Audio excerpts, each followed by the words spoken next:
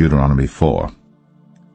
Now therefore hearken, O Israel, unto the statutes, and unto the judgments which I teach you, for to do them, that ye may live, and go in and possess the land which the Lord God of your fathers giveth you.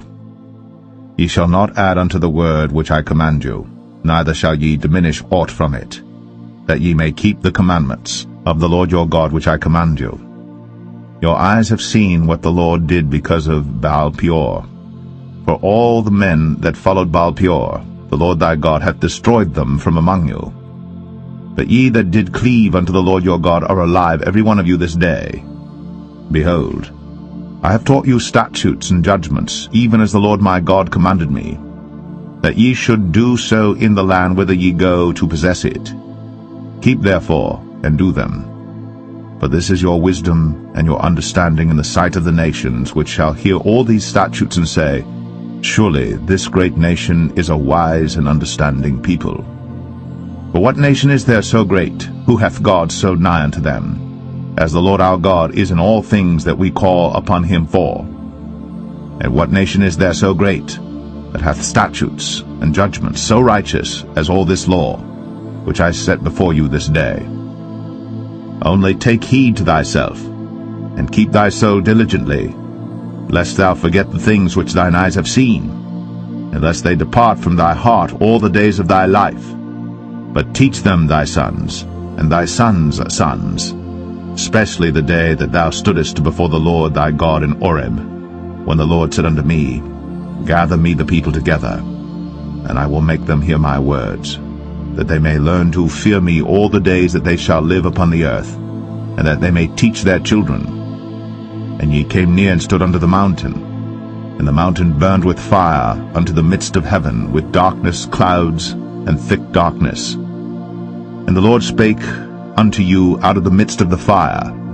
Ye heard the voice of the words, but saw no similitude, only ye heard a voice. And he declared unto you his covenant, which he commanded you to perform, even 10 commandments, and he wrote them upon 2 tables of stone. And the Lord commanded me at that time to teach you statutes and judgments, that ye might do them in the land whither ye go over to possess it.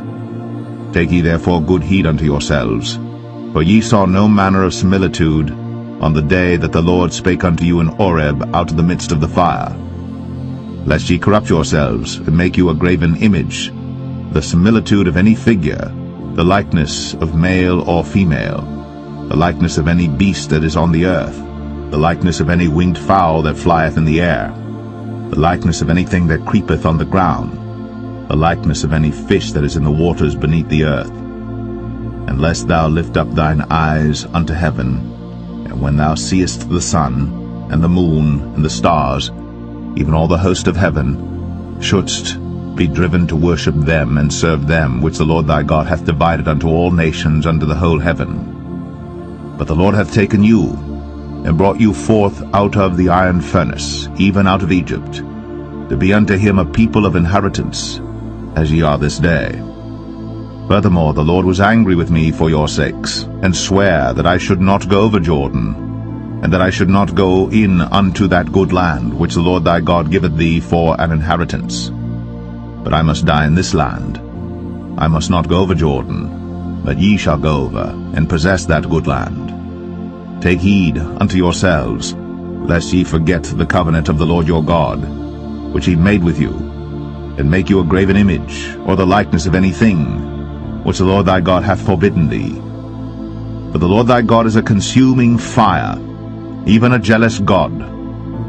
When thou shalt beget children, and children's children, and ye shall have remained long in the land, and shall corrupt yourselves, and make a graven image, or the likeness of anything, and shall do evil in the sight of the Lord thy God, to provoke him to anger, I call heaven and earth to witness against you this day, that ye shall soon utterly perish from off the land whereunto ye go over Jordan to possess it. Ye shall not prolong your days upon it, but shall utterly be destroyed. And the Lord shall scatter you among the nations, and ye shall be left few in number among the heathen, whither the Lord shall lead you. And there ye shall serve gods, the work of men's hands, wood and stone, which neither see, nor hear, nor eat, nor smell. But if from thence thou shalt seek the Lord thy God, thou shalt find him, if thou seek him with all thy heart and with all thy soul. When thou art in tribulation, and all these things are come upon thee, even in the latter days, if thou turn to the Lord thy God, and shalt be obedient unto his voice. For the Lord thy God is a merciful God. He will not forsake thee, neither destroy thee, nor forget the covenant of thy fathers which he sware unto them. For ask now of the days that are past, which were before thee, since the day that God created man upon the earth, and ask from the one side of heaven unto the other, whether there hath been any such thing as this great thing is, or hath been heard like it. Did ever people hear the voice of God speaking out of the midst of the fire, as thou hast heard, and live? Or hath God essayed to go and take him a nation from the midst of another nation, by temptations, by signs, and by wonders, and by war, and by a mighty hand, and by a stretched out arm, and by great terrors, according to all that the Lord your God did for you in Egypt before your eyes? Unto thee it was shown, that thou mightest know that the Lord he is God, there is none else beside him. Out of heaven he made thee to hear his voice, that he might instruct thee, and upon earth he showed thee his great fire, and thou heardest his words out of the midst of the fire. And because he loved thy fathers, therefore he chose their seed after them, and brought thee out in his sight with his mighty power out of Egypt, to drive out nations from before thee greater and mightier than thou art, to bring thee in, to give thee their land for an inheritance, as it is this day. Know therefore this day, and consider it in thine heart, that the Lord he is God in heaven above, and upon the earth beneath there is none else. Thou shalt keep therefore his statutes and his commandments, which I command thee this day, that it may go well with thee, and with thy children after thee, and that thou mayest prolong thy days upon the earth, which the Lord thy God giveth thee for ever.